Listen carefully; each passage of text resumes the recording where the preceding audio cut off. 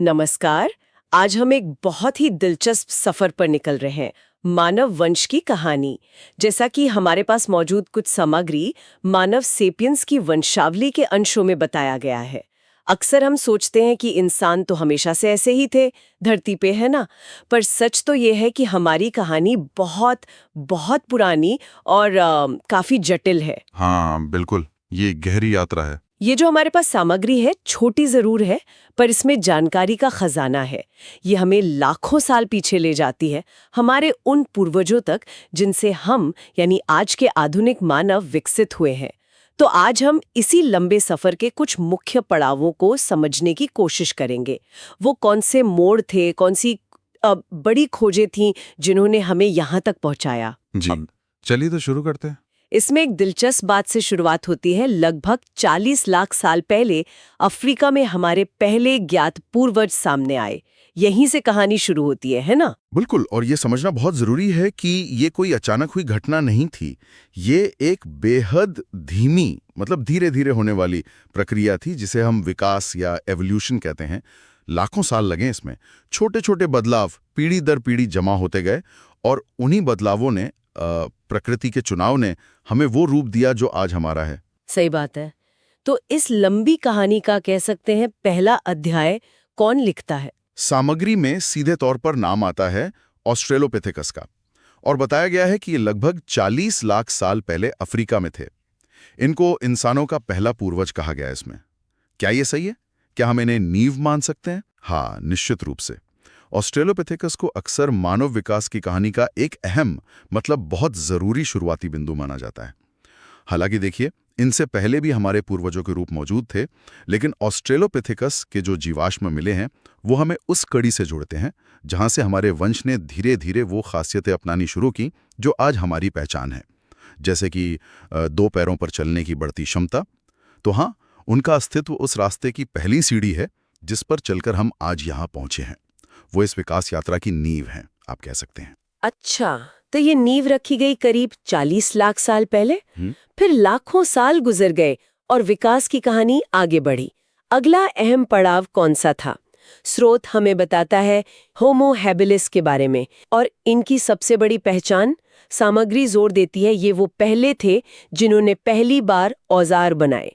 ये सुनने में शायद लगे कि ठीक है, औजार बनाए, पर क्या ये वाकई इतना बड़ा कदम था? हाँ हाँ, ये क्रांतिकारी कदम था। बहुत बड़ा। देखिए, औजार बनाना सिर्फ पत्थर तोड़ने या लकड़ी छीलने जैसा काम नहीं है। ये एक जटिल सोचने समझने की प्रक्रिया को दिखाता है। इसके लिए योजना बनानी पड़ती है, सही पत्थर चुनना पड़ता है, फिर उससे मनचाहा आकार देने की तकनीक वो विकसित करनी पड़ती है। ये दिखाता है कि होमो हैबिलिस सिर्फ अपने आसपास के माहौल पर प्रतिक्रिया नहीं दे रहे थे, बल्कि उसे समझकर अपनी जरूरतों के हिसाब से बदलने की कोशिश भी कर रहे थे। ये प्रॉब्लम सॉल्विंग, मतलब समस्या समाधान की क्षमता का पहला ठोस सबूत है। अच्छा, यानी ये सिर्फ हाथ का हुनर नहीं था, ये दिमाग का भी कमाल था। बिल्कुल। तो इन औजारों ने उनकी जिंदगी कैसे बदली होगी? क्या वो बेहतर शिकारी बन गए या शायद अपना बचाव बेहतर कर पाए? हाँ, दोनों ही बातें संभव हैं। पत्थर के साधारण से औजार भी, आप सोचिए, मांस काटने या हड्डियों को तोड़कर अंदर का गूदा निकालने या जमीन से कंद मूल खोदने में कितने मददगार साबित हुए होंगे। इससे जाहिर है उनके भोजन के स्रोत बड़े होंगे, उन्हें ज्यादा कैलोरी मिली होगी, ज्यादा पोषक तत्व मिले होंगे। और जैसा हमने पहले कहा, विकास तो एक धीमी प्रक्रिया है।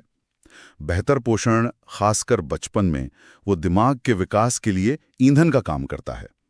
तो ये हो सकता है कि औजार बनाने की क्षमता ने बेहतर पोषण दिलाया, और फिर बेहतर पोषण ने दिमाग के और विकास में मदद की होगी। ये एक तरह का पॉजिटिव साइकिल, एक अच्छा चक्र शुरू हो गया था। ये तो बहुत दिलचस्प है कि कैसे एक तकनीकी खोज, मतलब औजार बनाना, सीधे तौर पर जैविक विकास से जुड़ सकती है। तो होमो हैबिलिस यानी काम करने वाले मानव या औजार बनाने वाले मानव, इन्होंने कहानी को एक नया मोड़ दिया। इसके बाद स्रोत हमें किसके बारे में बताता है? इसके बाद कहानी पहुंचती है होमो इरेक्टस तक, और इनके साथ जुड़ी है एक ऐसी खोज जिसने मानव इतिहास का रुख ही बदल दिया हमेशा के लिए। स्रोत में लिखा है, ये आग जलाना जानते थे, आग पर नियंत्रण। आग, अरे वाह, ये तो वाकई बहुत बड़ी बात लगती है। हम आज भी आग का कितना इस्तेमाल करते हैं रोजमर्रा की जिंदगी में, लेकिन उस समय लाखों साल पहले आग पर काबू पाने का क्या मतलब रहा होगा? क्या सिर्फ रोशनी और गर्मी? रोशनी और गर्मी तो थी ही, बिल्कुल, जो रात में सुरक्षा के लिए और ठंडे मौसम में बचाव के लिए जरूरी थी। लेकिन आग के मायने इससे कहीं ज्यादा गहरे थे। सोचिए, आग ने जंगली जानवरों को दूर रखने में मदद की होगी, रातें ज्यादा सुरक्षित हो गई। पर शायद सबसे क्रांतिकारी बदलाव आया भोजन के तरीके में। होमो इरेक्टस ने संभवतः, ऐसा माना जाता है, कि आग का इस्तेमाल खाना पकाने के लिए करना शुरू किया। खाना पकाना? अच्छा, इससे क्या फर्क पड़ा होगा? मतलब कच्चा मांस या कंदमूल खाने की तुलना में पका हुआ भोजन कैसे बेहतर था? देखिए, पका हुआ भोजन कई मायनों में बेहतर होता है। पहला तो ये कि पकाने से भोजन नरम हो जाता है, जिसे चबाना और पचाना आसान होता है। इससे हमारे पाचन तंत्र को कम मेहनत करनी पड़ती है। दूसरा, पकाने की प्रक्रिया कई जहरीले पदार्थों को नष्ट कर सकती है और भोजन में जो पोषक तत्व हैं उन्हें शरीर के लिए ज्यादा आसानी से उपलब्ध कराती है। कहने का मतलब है, पके हुए भोजन से हमें ज्यादा ऊर्जा और पोषण मिलता है, कम मेहनत में। तो ज्यादा ऊर्जा, क्या इसका मतलब ये हुआ कि आग ने हमारे दिमाग के विकास में भी कोई भूमिका निभाई? जैसे औजारों से बेहतर पोषण मिला, वैसे ही आग से और भी बेहतर पोषण? हाँ, कई मानव विज्ञानी बिल्कुल यही मानते हैं। इसे कुकिंग हाइपोथेसिस भी कहा जाता है। सिद्धांत ये है कि पके हुए भोजन से जो अतिरिक्त ऊर्जा मिली, उसने हमारे पूर्वजों के बड़े और ज्यादा ऊर्जा खर्च करने वाले मस्तिष्क के विकास को संभव बनाया। आपको पता है, हमारा मस्तिष्क शरीर के वजन का सिर्फ 2% है, लेकिन वो हमारी लगभग 20% ऊर्जा इस्तेमाल करता है। इतनी ऊर्जा लगातार कच्चे भोजन से हासिल करना शायद बहुत मुश्किल होता। आग ने इस समीकरण को बदल दिया। कमाल है। यानी आग सिर्फ बाहरी सुरक्षा और आराम ही नहीं दे रही थी, बल्कि अंदरूनी तौर पर हमारे जैविक विकास को भी शायद बढ़ावा दे रही थी। और क्या सामाजिक जीवन पर भी इसका कोई असर पड़ा होगा आग का? हाँ, निश्चित रूप से। जरा कल्पना कीजिए, रात में एक जगह है जहां रोशनी है, गर्मी है, सुरक्षा है। लोग, जाहिर है, आग के चारों ओर इकट्ठा होते होंगे। वो जगह एक तरह से सामाजिक मेलजोल का केंद्र बन गई होगी। यहां बैठकर शायद वो अपने दिन के अनुभव बताते होंगे, शिकार की योजना बनाते होंगे, शायद कहानियां भी गढ़ते होंगे। इससे आपस में बातचीत बढ़ी होगी, सामाजिक बंधन मजबूत हुए होंगे, और क्या पता भाषा के विकास की शुरुआती नींव भी यहीं पड़ी हो। तो आग ने न सिर्फ पेट भरा, बल्कि समाज को भी एक तरह से जोड़ा। अच्छा, तो होमो इरेक्टस आग के साथ ज्यादा सक्षम हो गए, ज्यादा सुरक्षित और शायद ज्यादा सामाजिक भी बन गए। स्रोत में ये भी बताया गया है कि ये अफ्रीका से बाहर फैलने वाले पहले मानव पूर्वज थे। क्या आग ने इसमें भी कोई मदद की होगी? हाँ, ये बहुत संभव है। आग पर नियंत्रण ने उन्हें ठंडे इलाकों में रहने लायक बनाया होगा, नए तरह के भोजन पचाने में मदद की होगी, और जंगली जानवरों से सुरक्षा तो दी ही होगी ना। इन सब चीजों ने मिलकर उन्हें नए वातावरणों में बसने और अफ्रीका से निकलकर एशिया और यहां तक कि यूरोप तक फैलने में मदद की होगी। होमो इरेक्टस वाकई में एक ग्लोबल मानव पूर्वज बनने की दिशा में पहला कदम थे। तो ये यात्रा आगे बढ़ती है। ऑस्ट्रेलोपिथेकस से शुरुआत हुई, फिर होमो हैबिलिस ने औजार बनाए, फिर होमो इरेक्टस ने आग पर काबू पाया और दुनिया में फैलना शुरू किया। और इस कड़ी में अगला नाम आता है हमारा होमो सेपियंस, यानी हम। स्रोत के अनुसार हम लगभग 3 लाख साल पहले विकसित हुए। जी हाँ, होमो सेपियंस यानी बुद्धिमान मानव। हम इस विकास यात्रा के कह सकते हैं मौजूदा पड़ाव हैं। शारीरिक रूप से जैसे हमारा सीधा खड़ा होना, और खासकर मानसिक रूप से हमारी जटिल भाषा, अमूर्त सोचने की क्षमता, कला, संगीत और जो हमारी उन्नत सामाजिक संरचनाएं हैं, इन मामलों में हम अपने पूर्वजों से काफी अलग हैं। स्रोत यहाँ एक बहुत ही बिजजिस कॉन्ट्रास्ट, एक विरोधाभास की ओर इशारा करता है। लिखता है, सोचो जरा, हम जिनसे शुरू हुए थे वो बंदर जैसे दिखते थे, और आज हम मोबाइल से एआई तक पहुंच गए हैं। ये फर्क वाकई हैरान करने वाला है। लाखों सालों में ये बदलाव आखिर संभव कैसे हुआ? यहीं पर प्राकृतिक चयन यानी नेचुरल सिलेक्शन और विकास के जो दूसरे मैकेनिज्म हैं वो काम करते हैं। लाखों सालों के दौरान पर्यावरण की चुनौतियों के जवाब में जिन व्यक्तियों में ऐसी लक्षण थे जो उन्हें जीवित रहने और अपनी संतान पैदा करने में ज्यादा मदद करते थे, वो ज्यादा सफल हुए, और उनके वो फायदेमंद लक्षण अगली पीढ़ी में गए। धीरे धीरे, पीढ़ी दर पीढ़ी, ये छोटे छोटे बदलाव जमा होते गए। मिसाल के तौर पर बेहतर औजार बनाने की क्षमता, या आग का बेहतर इस्तेमाल करने की क्षमता, या शायद ज्यादा असरदार तरीके से बातचीत करने की क्षमता, इन सब ने जीवित रहने की संभावना बढ़ाई होगी। तो ये सिर्फ शारीरिक बदलाव नहीं थे, बल्कि मानसिक और व्यवहारिक बदलाव भी थे, है ना? बिल्कुल। और खासकर होमोसेपियंस के मामले में अगर हम देखें तो सांस्कृतिक विकास ने जैविक विकास के साथ मिलकर काम किया, और शायद उससे भी ज्यादा तेजी से। भाषा का विकास सोचिए कितना बड़ा कदम था। इसने हमें ज्ञान को जमा करने, उसे एक पीढ़ी से दूसरी पीढ़ी तक पहुंचाने और मिलकर बड़े बड़े जटिल काम करने की अभूतपूर्व क्षमता दी। फिर खेती का विकास हुआ, शहर बने, लिखने की कला आई, विज्ञान और तकनीक का विकास हुआ, और आज हम एआई की बातें कर रहे हैं। ये सब उसी बुद्धिमान मानव की कहानी है जो लाखों साल पहले शुरू हुई यात्रा का नतीजा है। और इसी बिंदु पर स्रोत हमें भविष्य की ओर देखने को कहता है। वो एक अहम सवाल पूछता है, क्या ये इवोल्यूशन रुकेगा या अगला इंसान हमसे भी आगे का होगा? इसका क्या मतलब समझा जाए? क्या हमारा विकास अब भी जारी है? ये एक बहुत गहरा सवाल है वाकई। देखिए, पारंपरिक अर्थों में अगर हम देखें तो जैविक विकास तो कभी नहीं रुकता। हमारी जीन संरचना में बदलाव आज भी हो रहे हैं, बहुत धीमी गति से। लेकिन मानव विकास की कहानी अब सिर्फ धीमी गति वाले जैविक विकास तक ही सीमित नहीं है। पिछले कुछ हजार सालों में और खासकर पिछली कुछ सदियों में सांस्कृतिक और तकनीकी विकास की रफ्तार बहुत ज्यादा तेज हो गई है।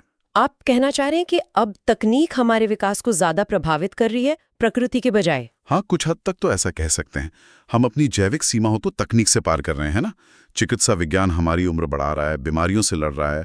जेनेटिक इंजीनियरिंग भविष्य में शायद हमें अपनी जैविक बनावट को बदलने की क्षमता दे दे। संचार तकनीक ने दुनिया को कैसे जोड़ दिया है। आर्टिफिशियल इंटेलिजेंस हमारी सोचने और काम करने की क्षमताओं को बढ़ा रही है।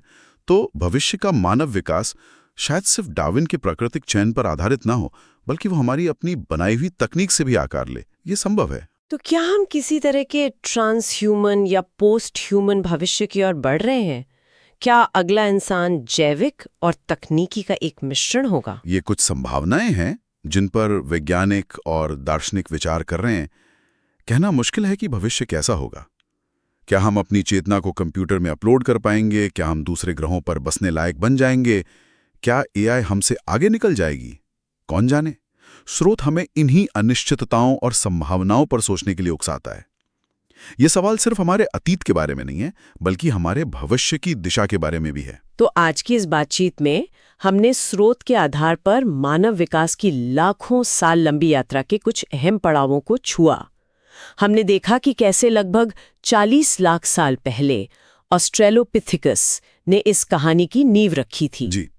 फिर आए होमो हैबिलिस, जिन्होंने पत्थर के औजार बनाकर अपनी प्रॉब्लम सॉल्विंग क्षमता दिखाई और शायद पोषण सुधार कर दिमाग के विकास को भी गति दी। हाँ, बिल्कुल। उनके बाद होमो इरेक्टस ने आग पर नियंत्रण पाया।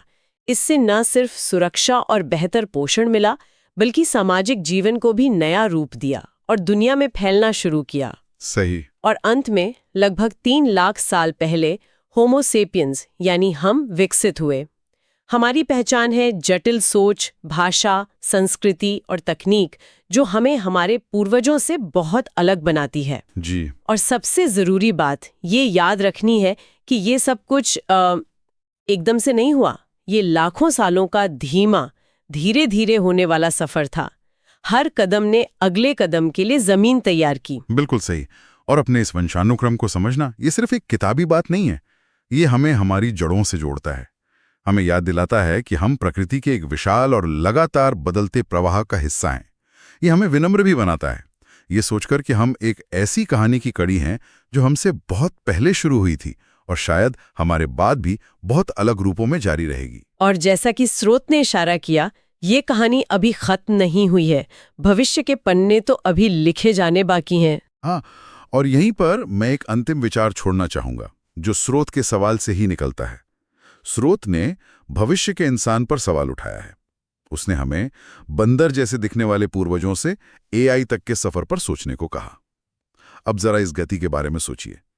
पत्थर के औजारों से एआई तक का सफर तय करने में हमें लाखों साल लग गए, लेकिन पिछले कुछ 100 सालों में, खासकर पिछली कुछ दहाइयों में, तकनीकी बदलाव की रफ्तार बहुत बहुत ज्यादा बढ़ गई है। अगर ये रफ्तार बनी रहती है या और तेज होती है, तो अगले कुछ हजार सालों में या शायद उससे भी कम समय में मानव वंश किन अकल्पनीय बदलावों से गुजर सकता है।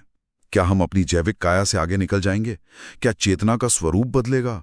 क्या मानव होने का अर्थ ही बदल जाएगा? ये सवाल सिर्फ विज्ञान या तकनीक के नहीं हैं। ये हमारे अस्तित्व के, हमारे वजूद के मूल प्रश्न हैं जिन पर हमें वाकई गौर करना चाहिए।